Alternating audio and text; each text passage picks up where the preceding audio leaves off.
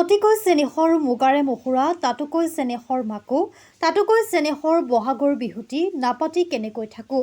চাউতে চাউতে আহি পালে অসম তথা অসমীয়াৰ বাপতি সাহোন ৰঙালী বিহুটি ৰাজ্যজুৰি ৰঙালী কাদৰিবলৈ চলিছে ব্যাপক প্ৰস্তুতি ৰাজ্যৰ আন আন প্ৰান্তৰ লগতে বৰপেটা ৰোডতো চলিছে ৰঙালী বিহু উদযাপনৰ বাবে ব্যাপক প্ৰস্তুতি এইবেলি বৰপেটা ৰোড সাৰ্বজনীন ৰঙালী বিহু সন্মিলনে উদযাপন কৰিবলৈ লৈছে সোণালী জয়ন্তী বৰ্ষ আজি বৰপেটা ৰোড সাৰ্বজনীন ৰঙালী বিহু সন্মিলনৰ সোণালী জয়ন্তী বৰ্ষ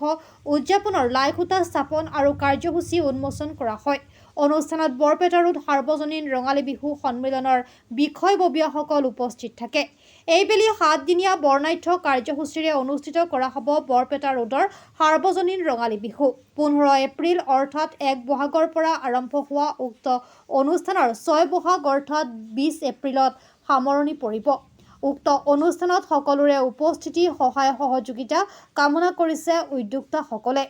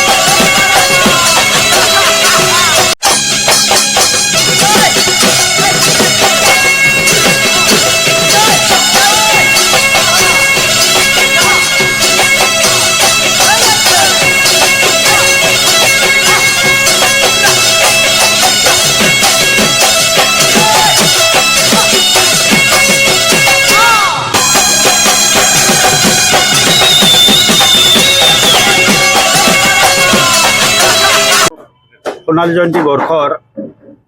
লাইখুটা স্থাপন কৰি আমি আজিৰ শুভাৰম্ভ আৰম্ভ কৰিলোঁ আৰু আমি 14 তাৰিখৰ পৰা 20 এপ্ৰিললৈ আমাৰ সাৰ্বজনীন ৰঙালী বিহু সন্মিলনৰ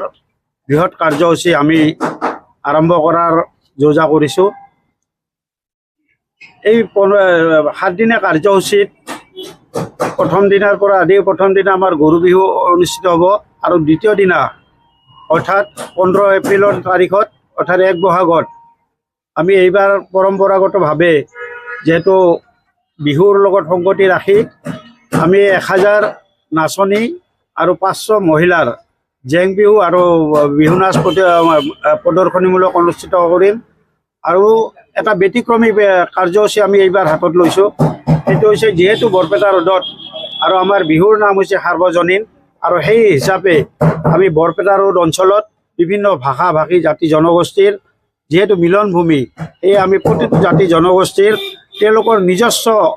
কলা সংস্কৃতি প্ৰদৰ্শন কৰিব আমাৰ ষ্টেডিয়াম ফিল্ডত অৰ্থাৎ বিহুতলীত আৰু তাত আমি সকলো ৰাইজক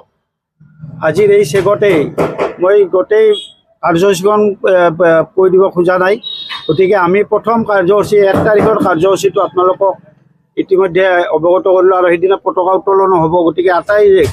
আমি উপস্থিতি কামনা কৰিছোঁ আৰু সাৰ্বজনীন ৰঙালী বিহু সন্মিলনৰ পৰা আগতীয়াকৈ ৰঙালী বিহুৰ শুভেচ্ছা জ্ঞাপন কৰিছোঁ এতিয়া আমাৰ উৎপাদক আছে কুলেন চৌধুৰী তেখেতে ক'ব আৰু এইবেলি আমাৰ বৰপেটাৰ সাৰ্বজনীন ৰঙালী বিহু সন্মিলনৰ সোণালী জয়ন্তী বৰ্ষ 7 দিনীয়া কাৰ্যসূচীৰে আমি সমাপন কৰিম বুলি ভাবিছোঁ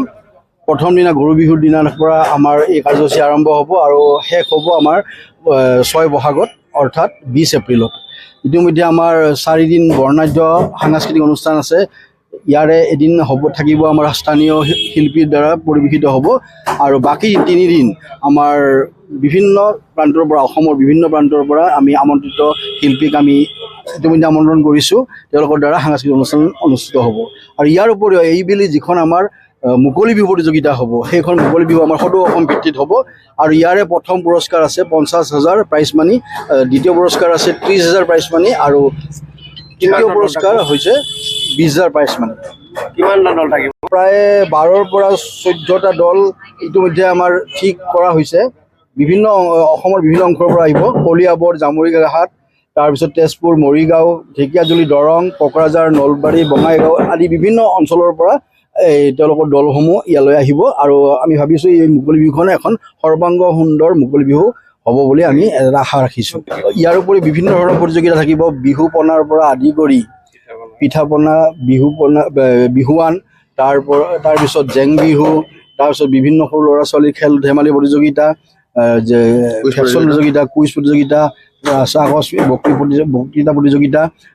এইবিলাক বিভিন্ন ধৰণৰ প্ৰতিযোগিতা। 4 দিন কাৰ্যসূচী আছে, প্ৰতিযোগিতাৰে কাৰ্যসূচী আমাৰ 4 দিন আছে। গাৰ্গৰ ওপৰতো আমাৰ প্ৰতিযোগিতা হ'ব, সংগীত প্ৰতিযোগিতা আৰু ভূপেন্দ্ৰ সংগীতো আমাৰ প্ৰতিযোগিতা হ'ব।